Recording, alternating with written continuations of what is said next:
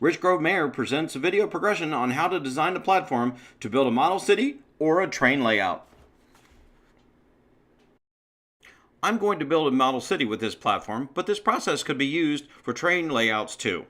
There are some fantastic model layouts in all different sizes, so for reference, this space is 12 by 16. My next step is to sit down with a piece of blank paper. I like to start by drawing the size of the room first, and then design the platform to maximize the use of the space. I like to use basic tools to design the layout so that it's not overly complicated. In the final drawing, you'll notice all of the platform is accessible while being as large as possible.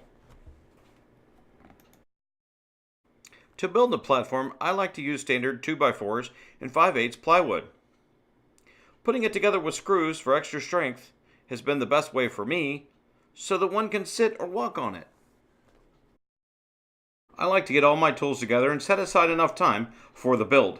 This platform is going to be around for a long time, so I want to build it right. With this design, I've attached the 2x4s directly to the studs for maximum strength.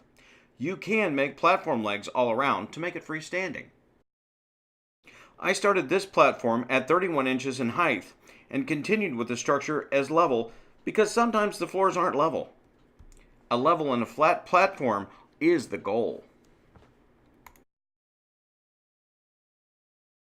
This design is simple, with the legs being screwed into the cross members and the long runners.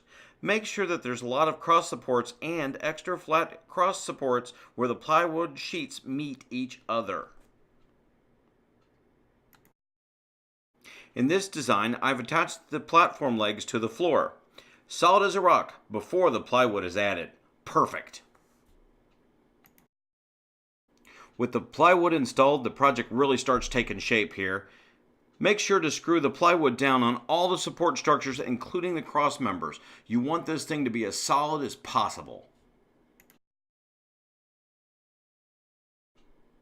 So that I can make a great background, I decided to drywall the area behind the platform.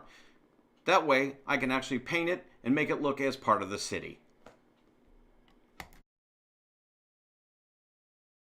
The drywall tools I like to use is measuring tape, a cutting knife, a drywall square, and actual screws.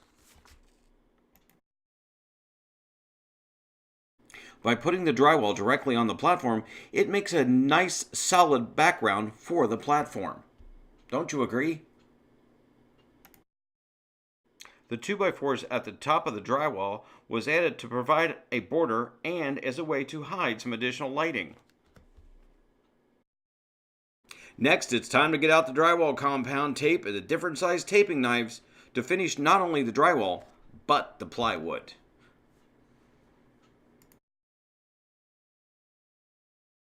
I treated the plywood like a piece of drywall and finished all the edges. I used drywall compound to skin the plywood to take out the grainy look of it. Although if you're going to make certain kinds of rough terrain in your layout, this isn't that important. But I always like it smooth to start with. Wow, what a difference paint makes. I used some leftover paint to make it solid color. Now it's ready to start designing my new city model. If you enjoyed watching this video, thank you for watching. Coming soon to the series, Building of Rich Grove Beach.